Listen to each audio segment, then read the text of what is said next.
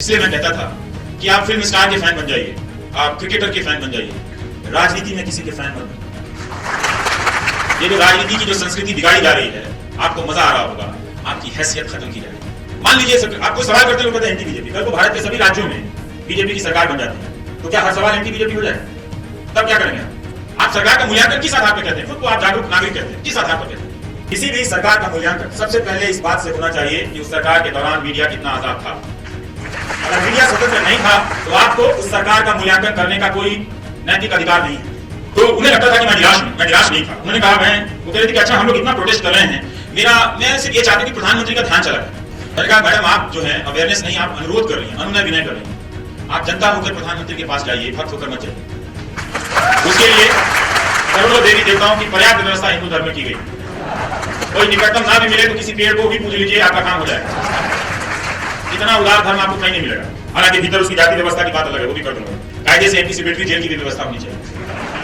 हम ये अदालत को लिखने की मुझे आशंका है, गर्मी की छुट्टियां आ रही है, 2 महीने मैं जेल में रहना चाहता हूँ। बाद में सरकार किसी फर्जी मुकदमे में फंसा दे तो आप उसमें से माइनस कर लीजिए। तब तक आप जेल के पैसे नहीं बोले, तो इसलिए आप यही बोलिए कि हम फला तारीख को यूं ही जेल जाना चाहते हैं और सब के सब जेल चलिए। अपना लंच बॉक्स पैक कीजिए, 2-4 सूखा पराठा ले लीजिए, 2-3 दिनों तक चलेगा, 2-3 दिन जेल में रह गया सब कोई, ताकि समाज के भीतर से झूठे मुकदमों और जेल का भय खत्म हो जाए। वो ये सोच रही थी कि मैं निराश हो गया हूं इस तरह से करते हुए, और वो उन्हें एक यकीन था कि 10-5 टीवी चैनल अगर उनके प्रयासों को दिखा दें स्कूल के बच्चों, हालांकि खूब कवरेज हो रहा था, ऐसा नहीं तो मैं कह रहा था कि आप जो कह रही हैं वो तो लगातार कवरेज होता चला जा रहा है। मेरा समय ज्यादा लंबा हो तो बता दीजिए, क्योंकि आप ज्यादा संख्या में आए हैं तो मैं सोच रहा हूँ 2 घंटा मैं भी बोल ही लूँ, कपड़ा बाद में बदल लूँ। तो मैं तरह का मैं सोचा नहीं तो मैं 10-12 बंडी ले आता, पर छूट गया, कोई बात नहीं। तो मैं ये कह रहा था कि तो मैंने उनको पत्र लिखा कि आप गलत समझ रही हैं, ये असर इसलिए नहीं हो रहा है आपके आंदोलन का क्योंकि आप जनता नहीं है। तो मैं एक पत्र लिखा, मैं पढ़ रहा हूं। आप ना कम कर रही हैं, उनका प्रयास अच्छा था, आप ना कम कर रही हैं ना गलत कर रही हैं, अपनी हैसियत से ज्यादा कर रही हैं। आप ही नहीं, अलग अलग मसलों को लेकर बहुत से लोग ऐसा प्रयास कर रहे हैं, उनके भी सवाल वाजिब हैं और मरने जीने से जुड़े हुए हैं, मगर इन सब का कहीं भी कोई असर नहीं हो रहा। नागरिक आंदोलनों की नाकामियों की लिस्ट लगातार लंबी होती चली जा रही है। उसमें 2-4 नाम और जुड़ भी जाएं तो सिस्टम या मंत्रियों को या सरकार को कोई फर्क नहीं पड़ता है। 2-4 मामलों में वे खुश होने के लिए बोल भी देते हैं कि हम ऐसा करेंगे, मगर असल में एक हद के बाद कुछ नहीं होता है। दिल्ली 4 साल से इस मसले पर बहस कर रही है कि बच्चों से लेकर बूढ़ों तक के फेफड़े खराब हो रहे हैं। ये इशू है, इसे बनाने की जरूरत नहीं है। ये इसलिए हो रहा है मैडम कि जनता होने की असल शक्ति आपसे ले ली गई है। फैन बनकर या अंध समर्थक बनकर आपने या किसी ने भी मतदान के बाद अपनी निष्ठा किसी नेता में समाहित की है, वो अब जनता नहीं है। जब आप जनता की पहचान छोड़कर नेता का मुखौटा पहन लेती हैं, गाल पर टैटू बना लेती हैं, उसमें अपना विलय कर देती हैं, आप उसकी प्रतिछाया बन जाती हैं, रिफ्लेक्शन बन जाती हैं, तब आपका पीपल होने का पावर चला जाता है। इसलिए आपको या किसी को भी समझ नहीं आ रहा कि आप जो बोल रही हैं उसका असर क्यों नहीं हो रहा है। 4 साल 5 साल से लगातार उसके बादल बर्दाश्त के लायक नहीं है, हवा खराब हो चुकी है दिल्ली की, तब भी असर नहीं हो रहा है। आपके भीतर विचारधारा या उस नेता की छाया मौजूद है। आप जब तक खुद को उस प्रतिछाया से अलग नहीं करेंगी, आप जनता नहीं बनेंगी। इसलिए आपको या किसी को समझ नहीं आ रहा कि यह असर क्यों नहीं हो रहा है। किसान गोली खा लेते हैं, फांसी पर लटक जाते हैं, क्या आपको उससे फर्क पड़ता है? हर दिन हर राज्य में किसान बर्बाद हो रहे हैं, क्या आपको कभी फर्क पड़ा? कॉलेज के कॉलेज शिक्षकों से खाली हैं, क्या आपको फर्क पड़ा? जब हम जनता होकर जनता का साथ नहीं देते हैं, उसकी तकलीफ से हमें फर्क नहीं पड़ता, तो हमारे बोलने का असर कैसे होगा? जिस तरह आप किसी और के वक्त चुप थी, उसी तरह कोई और आपके वक्त चुप है। इसलिए कहता हूं, आवाज उठाने का अभ्यास कीजिए। कोई दूसरा बोले तो उसके लिए बोलिए और उसके बोलने के अधिकार का प्रोटेक्शन कीजिए। वो जनता बनता है आवाज उठाने से, और जब भी कोई जनता बने उसका हौसला बढ़ाइए। भले असहमति हो उसके प्रयास से, मगर इस हद तक साथ दीजिए कि उसे बोलने दिया जाए, उसे सुनने दिया जाए। नहीं सुनना भी एक तरह से नहीं बोलने देना है। इसीलिए आज हम सब की लड़ाई अकेले की लड़ाई हो गई है। आप किसी भी लड़ाई को एक सीमा से ज्यादा बड़ा नहीं कर सकती हैं। जनता ही जनता के साथ धोखा कर रही है। सत्ता तो अपनी प्रकृति में धोखेबाज है ही। हम सब जनता ना होकर सत्ता का काम आसान कर रहे हैं। नया हो रहा है ये कि सत्ता आपको किसी को भी हिंदू मुस्लिम के फ्रेम में बांध रही है। पहलू खान, इखलाक या जुनैद जब मारे जा रहे थे तब मुसलमान नहीं मारे जा रहे थे, तब जनता मारी जा रही थी। जब केरल में आरएसएस के वर्कर मारे जा रहे हैं और बदले में सीपीएम के वर्कर मारे जा रहे हैं, और सीपीएम के वर्कर मारे जाते हैं तो आरएसएस के वर्कर मारे जाते हैं, तब कोई हिंदू या कम्युनिस्ट नहीं मरता, जनता मरती है। इसलिए बोलिए, जनता का साथ दीजिए। राजनीति का कोई भी अतिरूप अंत में जनता को ही कमजोर करता है, उसका लोकपन, जनबोध छीन लेता है। इसलिए आपकी कोशिश तो ईमानदार है मैम, मगर असरदार नहीं है। हुआ वही, दिल्ली की मीडिया ने जल्दी ही छोड़कर रानी पद्मावती का मसला उठा लिया। उसने अपने फेफड़ों की भी चिंता नहीं, उसे अपनी सेहत की भी चिंता नहीं। तो सोचिए वो आपकी कितनी चिंता करता है। आप तब भी टीवी देखते हैं, मैं कमाल है। हिंदू मुस्लिम फ्रेमवर्क किसी भी मुद्दे का बेंचमार्क है, राष्ट्रवाद एक फ्रेमवर्क है, फिर किसी को देशद्रोही करना फ्रेमवर्क है। अब आप इतनी आसानी से इस फ्रेमवर्क से नहीं निकल पाएंगे। ये इतना गहरे बैठ गया है, इतना गहरा गया है आपके अंदर कि इससे निकलने के लिए आपको बहुत मेहनत करनी पड़ेगी। हम सोचते हैं कि लोकतंत्र में नागरिक होना कोई फ्री फंड का खेल है। दरअसल ये आईआईटी के इम्तहान से भी मुश्किल प्रयास है, परिश्रम है।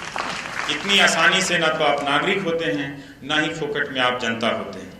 आप सोचिए कि आपके नौजवानों को इस तरह से एक बौद्धिक गुलामी दी जा रही है और अगले 20-25 साल के लिए वो एक तंत्र का पुर्जा बनते जा रहे हैं, लोग नहीं रहेंगे। आपको क्यों डर लगता है? इस देश में इसलिए भी डर लगता है कि सबको, किसी को भी झूठे मुकदमों में फंसाना बहुत आसान है।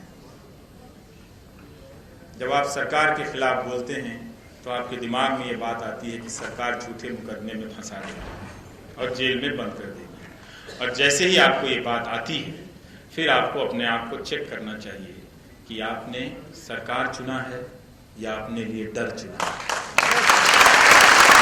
कुछ नहीं। और इसका भी इस डेमोक्रेसी के इंडेक्स में बनना चाहिए। तीसरा पॉइंट कि कोई किसी भी सरकार के कार्यकाल में कितने झूठे मुकदमे हुए, कितने लोगों को फंसाया गया, पुलिस का इस्तेमाल किया गया और फिर अदालतों का इस्तेमाल किया गया। पुलिस, और हो रहा है यही कि राज्य दर राज्य चुनी हुई सरकारें आप जनता को निहत्था कर रही हैं, आपके ऊपर नियंत्रण बढ़ा रही हैं। डराने के लिए जनता के एक हिस्से का इस्तेमाल किया जा रहा है जिसका नाम है भीड़। ये भीड़ आज पुलिस से भी ताकतवर हो गई है। पुलिस भी अब इस भीड़ के अनुसार चल रही है। कभी वो एंटी रोमियो के पीछे चलने लगती है, कभी वो किसी और के पीछे चलने लगती है। तो एक तरह से आप पुलिस का भी अब आप भरोसा नहीं कर सकते। पुलिस वालों को भी अपने आप पे भरोसा नहीं है कि उन्हें क्या करना है। तो हमारे जो राजस्थान के कानून आ रहे थे, हम समझ रहे थे कि मीडिया के खिलाफ है। दरअसल वो उन अधिकारियों के भी खिलाफ है जिन्हें एक तरह से बहुत सारे अधिकारों के साथ स्वतंत्र होने की एक तरह से शक्ति दी गई है। अब वो भी डरेंगे, वो भी ब्लैकमेल होंगे उस सिस्टम में। मैं ये सोच रहा था कि इस कानून को बनाने वाला अधिकारी अपने खिलाफ किस हद तक जा सकता था। अपना ही गला घोट रहा था और कह रहा था कि हम खुद को बचा रहे हैं। वो खुद को नहीं बचा रहे थे। ये सारा खेल जो है 10-15 लोग मिलकर करते हैं। ये 10-15 लोग अपने आप को बचा रहे थे। और जो कमजोर लोग हैं, जो इस खेल को नहीं करते, उनके ऊपर हमेशा ये तलवार लटका रहे थे कि तुम्हारे खिलाफ तो FIR करने की अनुमति दे दी जाएगी। तो ये एक खेल था। तो पहले भीड़ को आपके सामने खड़ी कर देते हैं, फिर पुलिस को, फिर वकील को, और अंत में वो दरवाजा जो किसी जेल में खुलता है। वहां पर आपको बंद करके यूपी के 18 साल के नौजवान को, जाकिर अली त्यागी को, फेसबुक पे उन्होंने पोस्ट किया तो 42 दिनों तक जेल में डाल दिया गया। सोचिए। और उनका भयंकर अपराधियों के साथ डाला गया। और इस कदर जेल का इस्तेमाल हो रहा है कि मैं फिर यहाँ पर न्यायविद बैठे हैं। हमारे संविधान निर्माताओं से चूक हो गई। गांधी जी ने आज़ादी की लड़ाई में उनका एक सबसे बड़ा योगदान था कि निरीह से निरीह जनता के बीच से उन्होंने अंग्रेज़ों की जेल का भय समाप्त कर दिया था। अंग्रेज़ों ने जेल का भय कायम करने के लिए सेल्युलर जेल बना दिया। गांधी ने जेल का भय इस कदर समाप्त कर दिया कि लोग सेल्युलर भी चले गए। जो लोग माफी मांग कर आ गए, मैं उनकी बात नहीं करता, लेकिन लोग गए, वो भी गए, और उनकी क्रांतिकारिता को भी मैं सराहता हूं। मैं ये नहीं कहता कि नहीं, उनको क्रांतिकारी होने से या स्वतंत्रता सेनानी के अधिकार से खारिज किया सकता, बिल्कुल नहीं किया जा सकता, लेकिन वो इस तरह से बनाया गया। लोग टूट सकते हैं जेलों के सामने, भय खा सकते हैं। बहुत सारे लोग जेलों के भय से, झूठे मुकदमों में फंसा देने के भय से नहीं बोल रहे। जो नहीं बोल रहा है डर से, वो कोई गद्दार नहीं है, वो समझ नहीं रहा कि उसके साथ हो क्या रहा है। इसीलिए एंटीसिपेटरी बेल की व्यवस्था थी, कायदे से एंटीसिपेटरी जेल की भी व्यवस्था होनी चाहिए। हम ही अदालत को लिखते हैं कि मुझे आशंका है, गर्मी की छुट्टियां आ रही हैं, 2 महीने मैं जेल में रहना चाहता हूं, बाद में सरकार किसी फर्जी मुकदमे में फंसा दे तो आप उसमें से माइनस कर लीजिए।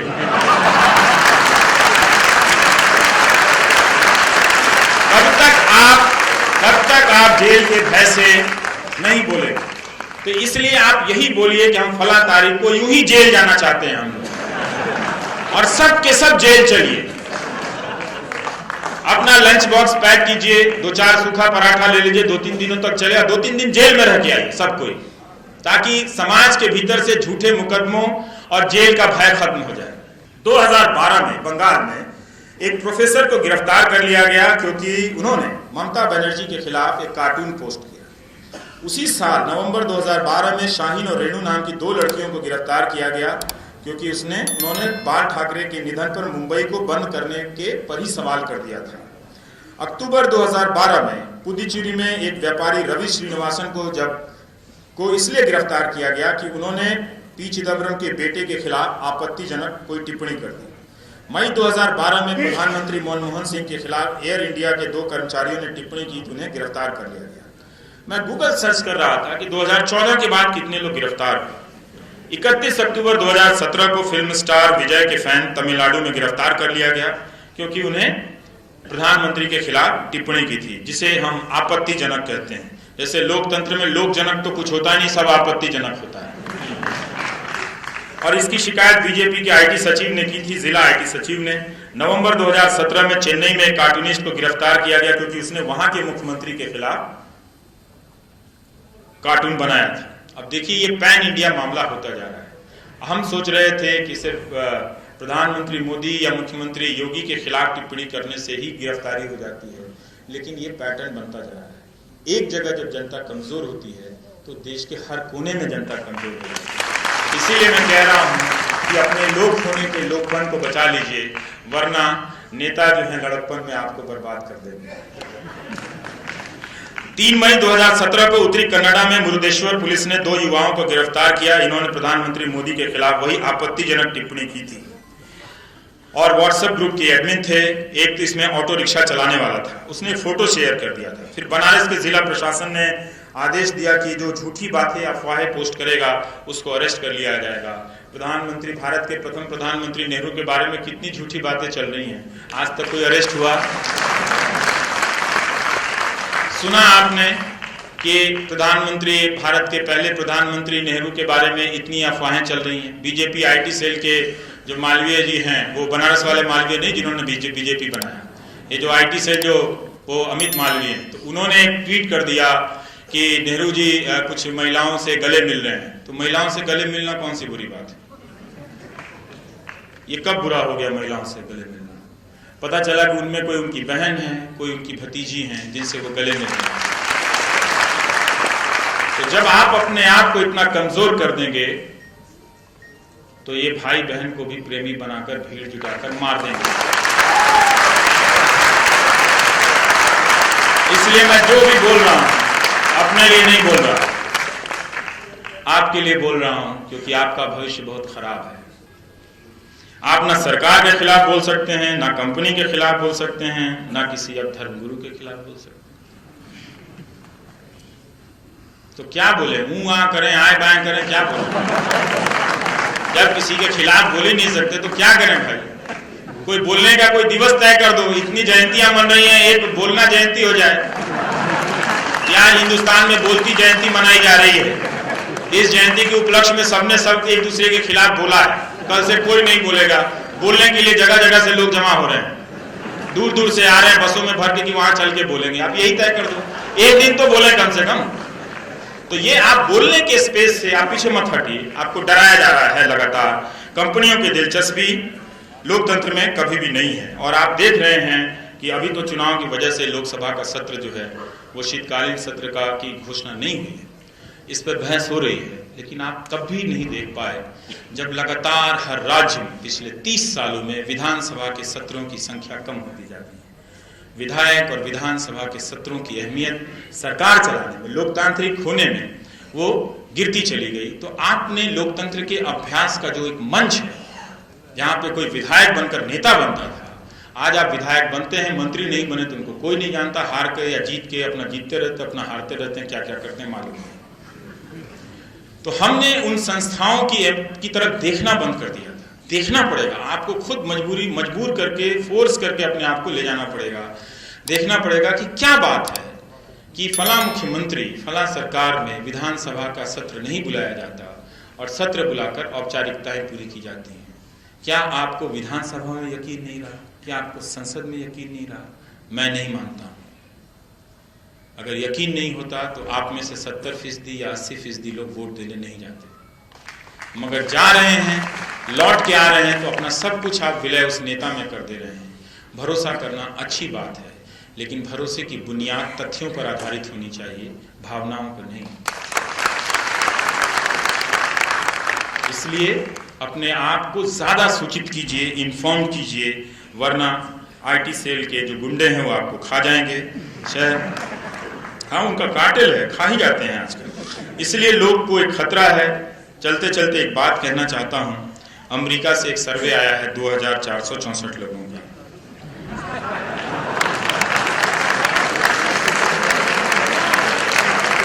2464 लोगों का।